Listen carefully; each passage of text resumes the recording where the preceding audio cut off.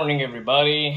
It's rough here from California. Now, I'm gonna try to record this video today. I have had basically 2 hours sleep because my daughter was, not in a very good mood, and at the same time, I had to go to the emergency room because I had a bursitis. Don't ask me why or how, but all of a sudden, the elbow started to swell, and my wife told me, you gotta go. After 3 days, you gotta go to the hospital to have it checked, and they had to drain it, and it was quite painful. Although I'm not scared of needles, but this was a scary needle. Anyway. This is Messa di Voce part 2. Apparently, there are 3 people that I suppose are capable of doing a diminuendo on a D flat. Congratulations, honestly. I couldn't care less, but I had to say it. All right, so let's talk about the mechanisms. Be aware, this might be a lengthy video, and if it goes overboard, I will chop it. I will cut it in half, or I'll divide it in 3 or whatever, because you know me, I start preaching and then it's non-stop, and I don't want to bore anybody. We're gonna talk about legit voice, we're gonna talk about head voice, and we're going to talk about falsetto. Good. Now, what is legit for me? Okay, for me, from what I learned, legit voice is a voice in which the entire mass of the vocal folds is vibrating, and you are using basically all the resonators in your body, in your head, whatever you want to call it. What is head voice for me? Head voice is somehow confused with falsetto, and I must retract myself from earlier videos, but I have done my research and compared to some notes I had. So head voice is basically the same sort of adduction, which means the mass of the vocal folds is vibrating together, okay, but not as strong as in legit voice or chest voice. Okay, legit for me is chest, head voice, and then falsetto. And what is falsetto? Falsetto for me is a voice that is produced by making vibrate only a certain part of the vocal folds, which means the degree of adduction, which means that the ligaments and the muscles that bring the folds together have a minimum activity, and that leads to a breathy tone. So in terms, if I were to show this on speaking terms, and I would say, okay, this is chest voice, and say, hey, how you doing? Hello, how you doing? Right? I am speaking with the entire mass of my vocal folds. If I am speaking in falsetto, it would be something like this. Hey, how you doing? Okay? It's like this kind of whisper. How you doing? Hey, everything all right? Now, why? Because the level of adduction is not complete. Thus, there is air coming through the vocal folds. What happens when we go higher up, and we can do that as speaking, falsetto, would be something like this. Hey, how you doing? Everything okay? Hey, hi, how you doing? My name is Mickey Mouse. Ha! Right, that would be a falsetto, and head voice would be, hey, how you doing? Everything okay? I'm Mickey Mouse. So, my head voice has some more compact sound. Yet, in the male voice is very weak.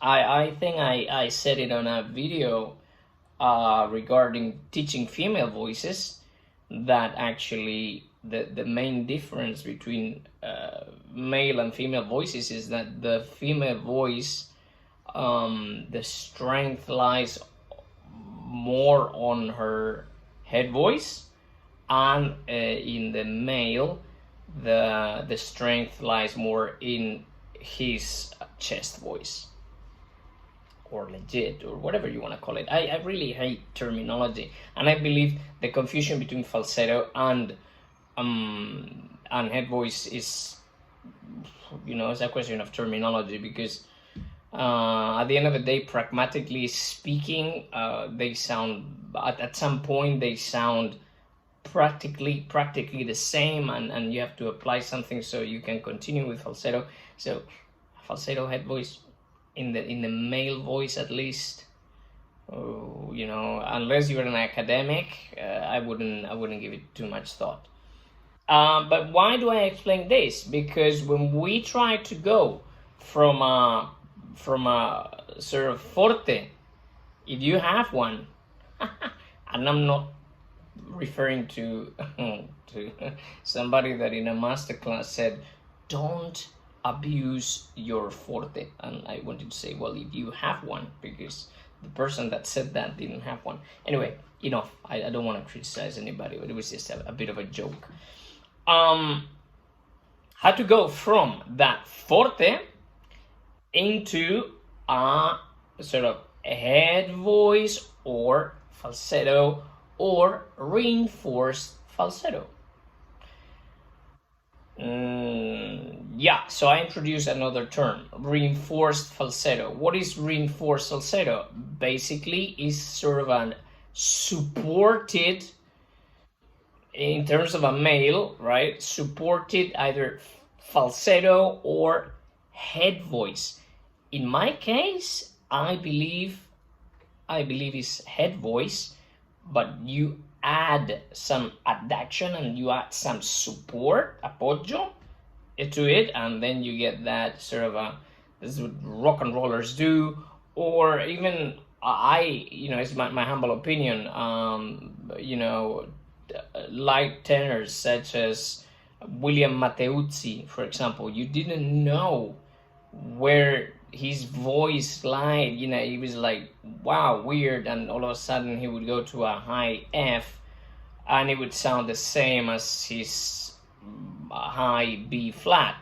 So we're talking about that his B flat 4 sounded, had the same color as his F5, which was absolutely nuts.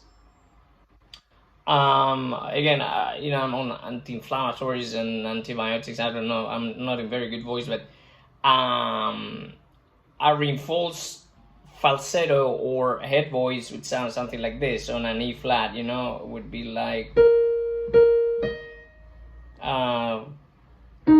so I take a la, that would be what I would call a reinforced falsetto or head voice. Why? Because if I try to do this on a falsetto,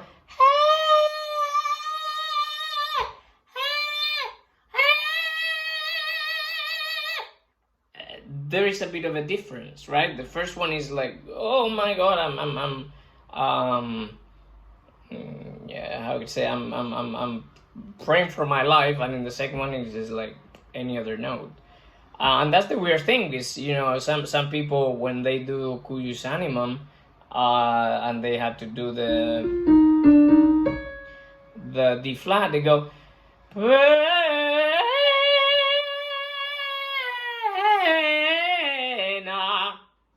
and they mix it, and because of the color of their voice, it matches, and they go, you know, they can get away with it, but some other mortals such as myself cannot.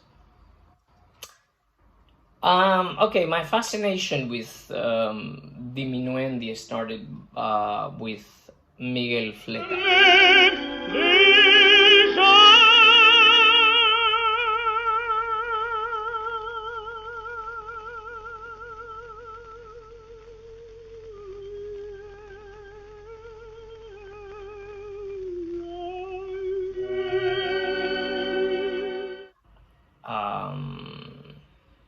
I believe Miguel Fleta was the master of the morbido, right? The pianissimi.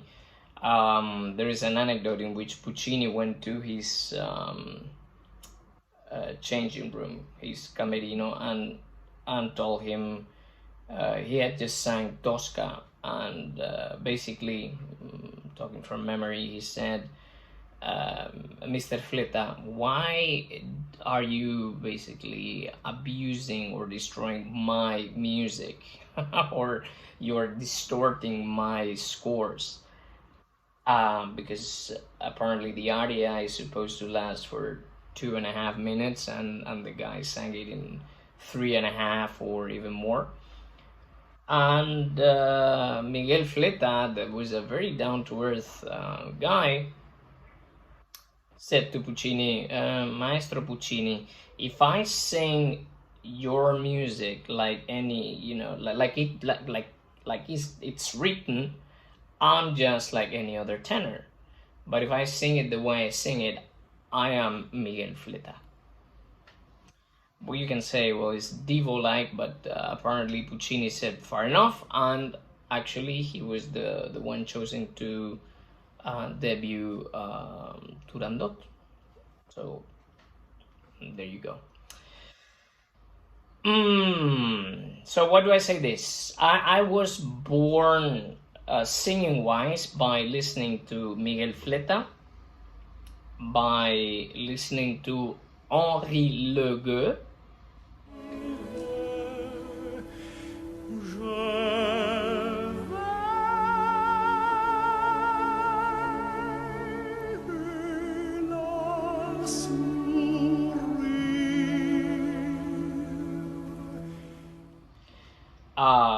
Beniamino Gigli, Franco Corelli,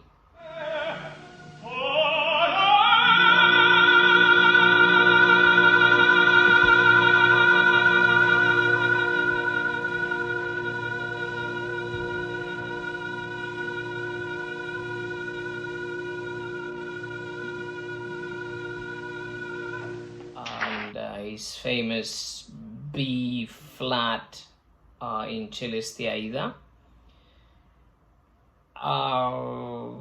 To a minor degree, Jose Carreras also.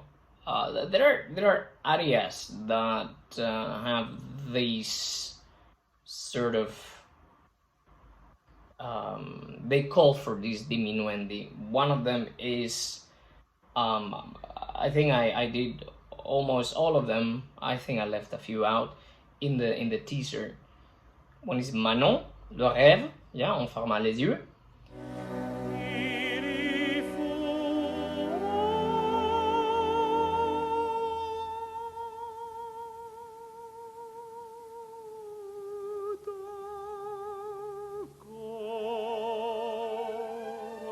The other one is Vénément, ma bien-aimée, from Le Roi 10, Lalo.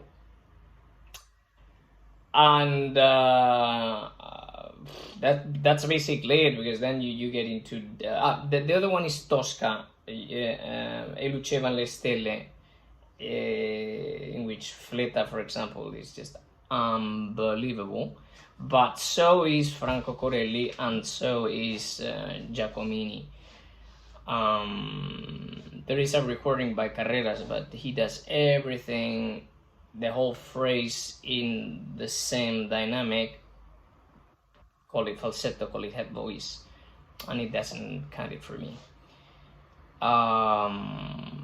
And then you go into dangerous territories with that B flat by Franco Corelli.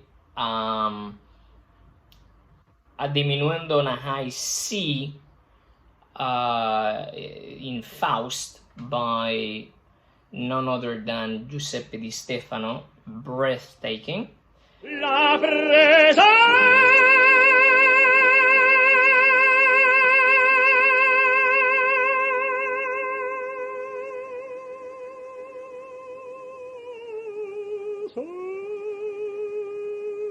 And finally, André Darco, I think I pronounced it properly. It says Darco.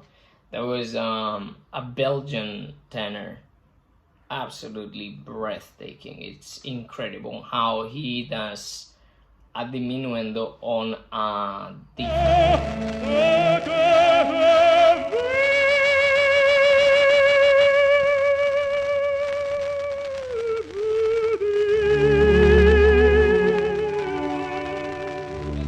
D flat that I sang in the other video with the diminuendo was the first time that I had ever done it in my life.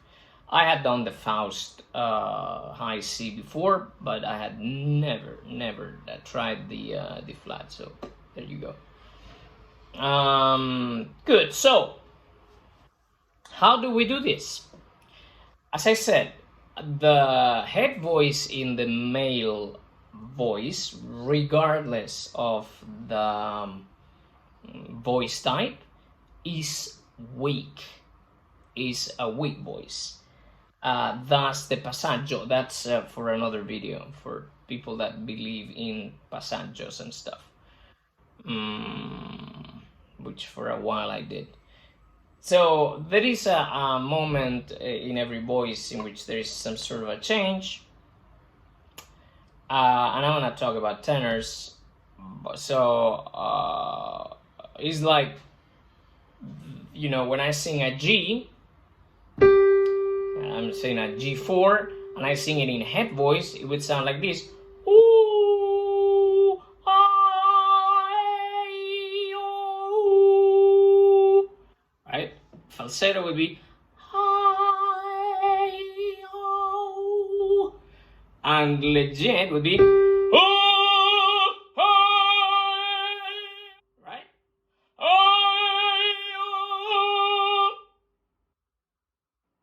more or less, okay?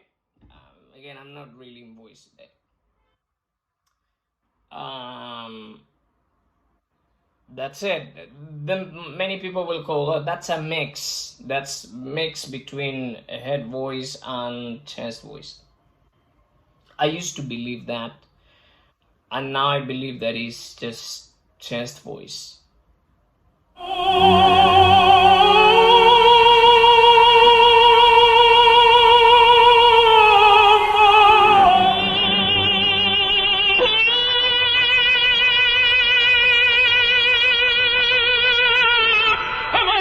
Because I'm using the whole mass and full adduction of the chords.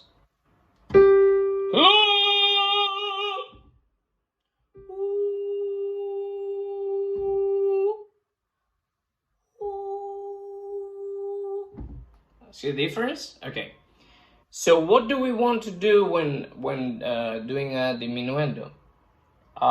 We want to go from full adduction, right? Full adduction, the muscles and the ligaments and so on, and of course a tilted larynx, to less adduction, sorry, because abduction is actually the opposite. Adduction is, you know, to bring things together, and make sort of a transition into this sort of light piano. That's why it's called diminuendo, okay? So if I take it from a G, I would go like something like this. La,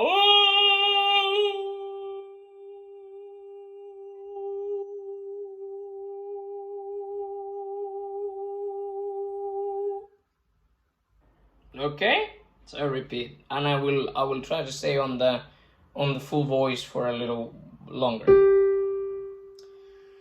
La.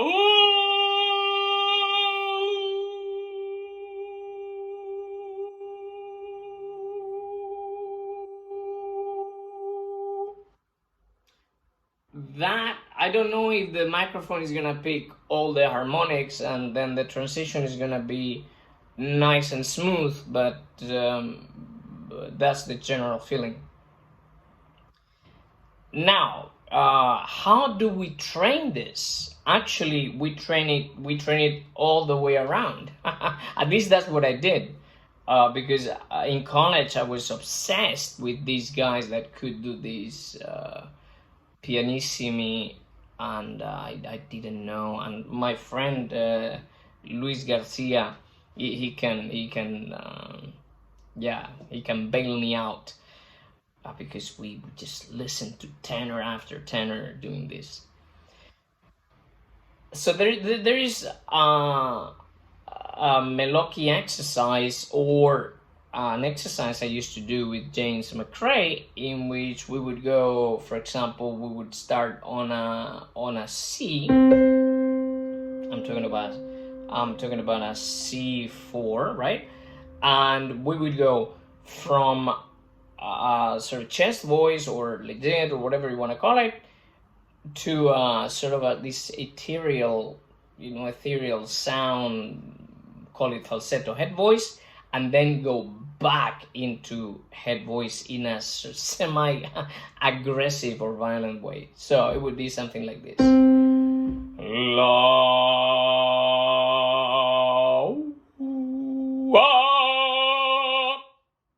Okay, so we go from a very sort of chesty, full voice into a very light, no pressure whatsoever voice. Very, very light. This is very important. And then we bring it down. Yeah?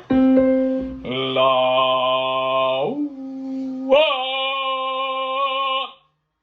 Okay, sorry about the eyes opening stuff, but I'm trying to, yeah. Good. Dangers. Things that people tend to do slightly wrong, and it's not so how can I say, so noticeable or dangerous or whatever right here, but higher up it will be opening too much on the top. Why? Because the migration of the vowel, we are going on an oo, so we cannot go on an ah, like Nats or something like this. La, ah. Here is not gonna hurt, or is not going to block, or is not going to make you hit the ceiling. But if you go higher up like that, yeah, it will. Okay. So we start to go up. So for example, if I go to an F, same thing. It might cover, might not cover. I'm gonna try to keep it open, but since I'm on an U, chances are that it might cover ever so slightly. La.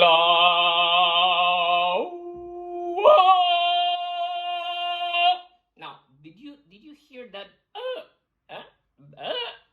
That's why I believe it is falsetto, because when you go from falsetto, you disconnect totally. So the folds go like, they open, and if you want to bring them together, then the glottis is you wants to do the Tarzan business. Okay, let me repeat it again.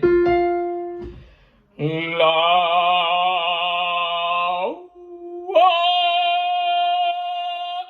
Now I didn't do it. So I am going into this head voice and then bam, dropping like a parachute. If I go to a G, this one I think would be covered. La.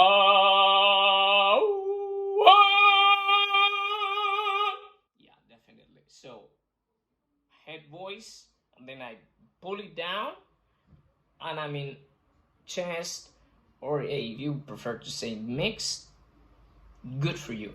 So this exercise, usually I use it for myself and my students to have a feeling of less pressure while singing the top, and at the same time recruiting resonators, like resonances from the head voice. Why not? Because it makes the sound more complete.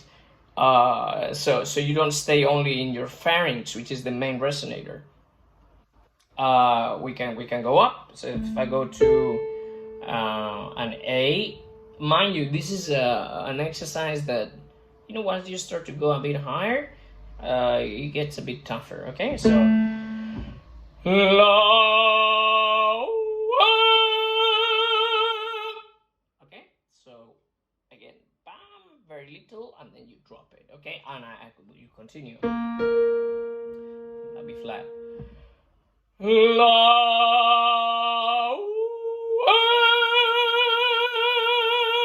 Yeah, things start to get a bit rustling right here.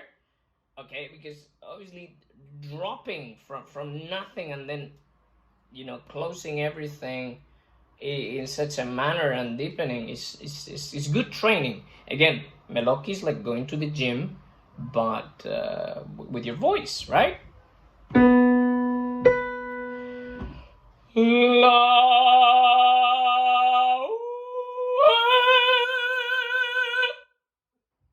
Again, be natural, and then I have to do the hourglass that I said in another video. Okay, so once we feel comfortable with this exercise, that by the way is going to help you develop the top, then we do the reverse actually.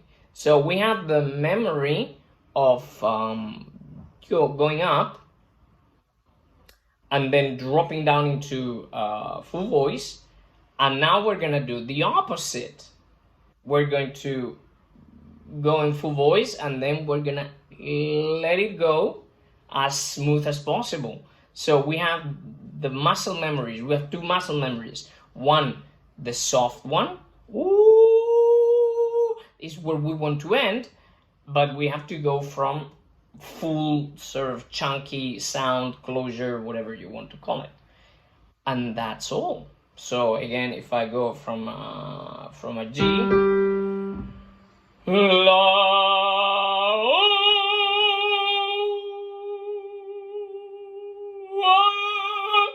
see, it's exactly the same. I could go in and out of my voice if needed. And that's how at least that's how I do it, and that's how I teach or guide people to doing it.